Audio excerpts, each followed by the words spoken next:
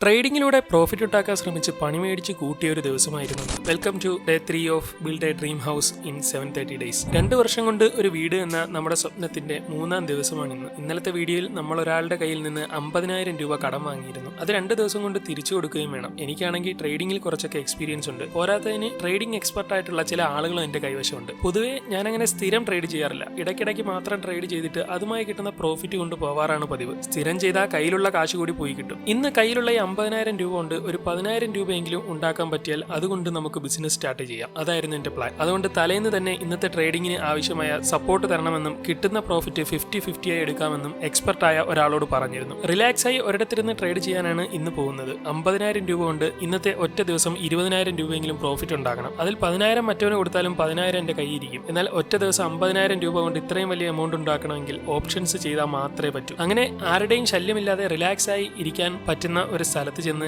ലാപ്ടോപ്പും സാധനങ്ങളും എല്ലാം സെറ്റ് ചെയ്തു. മാർക്കറ്റ് വാച്ച് ചെയ്യുന്നത് ലാപ്ടോപ്പിലും ട്രേഡ് ചെയ്യുന്നത് ഫോണിലുമാണ്. 9:15 മാർക്കറ്റ് തുടങ്ങി അരമണിക്കൂർ കഴിഞ്ഞപ്പോൾ തന്നെ സെൻസെക്സിന്റെ ഒരു കോൾ എടുക്കാമെന്ന് ഉദ്ദേശിക്കുകയും മറ്റേ ഫ്രണ്ടിനെ വിളിച്ച് ഡിസ്കസ് ചെയ്യുകയും ചെയ്തപ്പോൾ അതിലൊരു ഉറപ്പ് കിട്ടുകയും അങ്ങനെ 140 എന്ന പ്രൈസ് റേഞ്ചിൽ മാക്സിമം ക്വാണ്ടിറ്റി എടുക്കുകയും ചെയ്തു. ശേഷം പ്രൈസ് കയറുന്നതിന് വേണ്ടി കാത്തിരിക്കുകയാണ്. ആദ്യത്തെ നമ്മുടെ ടാർഗറ്റ് 184 അത്രയും എത്തിയാൽ തന്നെ ഈ ഒറ്റ ട്രേഡിലൂടെ 25,000 രൂപയോളം നമുക്ക് പ്രോഫിറ്റ് കിട്ടും. ഏറ്റവും വലിയ പ്രശ്നം മറ്റൊന്നായിരുന്നു. വളരെ അപൂർവമായി ചില ദിവസങ്ങളിൽ ഒരു സ്റ്റോക്ക് പോലും പോസിറ്റീവ് ആവാതെയും മാർക്കറ്റിൽ നല്ല വയലേഷൻ വരികയും ചെയ്യാറുണ്ട്. ഇന്ന് അങ്ങനെ ഒരു ദിവസമായിരുന്നു. എടുത്ത അല്പസമയത്തിനുള്ളിൽ തന്നെ അതെനിക്ക് മനസ്സിലായി. അരമണിക്കൂറിനുള്ളിൽ തന്നെ ഞാൻ എടുത്ത സ്റ്റോക്ക് 20,000 രൂപ നഷ്ടത്തിലേക്ക് പോയി. അവിടെ വെച്ച് എക്സിറ്റ് ചെയ്യാമെന്ന് കരുതിയെങ്കിലും സപ്പോർട്ട് ലൈനിൽ വെച്ച് തിരിച്ചു കയറുമെന്ന് ചെറിയൊരു പ്രതീക്ഷ ഉള്ളതുകൊണ്ട് മറ്റേ പയ്യനെ വിളിച്ച് ചോദിച്ചപ്പോൾ അവനും ആ പ്രതീക്ഷയുണ്ടെന്ന് കണ്ടതുകൊണ്ടും ഹോൾഡ് ചെയ്തു. അങ്ങനെ സമയം കടന്നു പോയിക്കൊണ്ടേയിരുന്നു. സാധാരണഗതിയിൽ 10-15 മിനിറ്റ് കൊണ്ട് ഒരു ട്രേഡ് ക്ലോസ് ചെയ്യുന്നതാണ്. എന്നാൽ ഉച്ചയ്ക്ക് 12:30 ആയിട്ടും ട്രേഡ് ക്ലോസ് ചെയ്യാൻ കഴിയുന്നില്ല. നഷ്ടമാണെങ്കിൽ ഇപ്പോൾ 40,000 നിൽക്കുകയാണ്. മാർക്കറ്റിന്റെ മൂവ് എങ്ങോട്ടാണെന്ന് പ്രെഡിക്റ്റ് ചെയ്യാനും പറ്റുന്നില്ല. ഒടുവിൽ ആഹാരം കഴിക്കാൻ വേണ്ടി നേരെ വീട്ടിലേക്ക് ചെന്നു. വീട്ടിലെത്തി നോക്കിയപ്പോൾ നമ്മുടെ നഷ്ടം കുറഞ്ഞു വരികയാണ്. ഇതോടെ ചെറിയൊരു പ്രതീക്ഷയൊക്കെ വന്നു. പ്രോഫിറ്റ് ഒന്നും കിട്ടിയില്ലെങ്കിലും നഷ്ടം വരാതെ നോക്കണമെന്നായിരുന്നു ഉദ്ദേശിച്ചത്. എന്നാൽ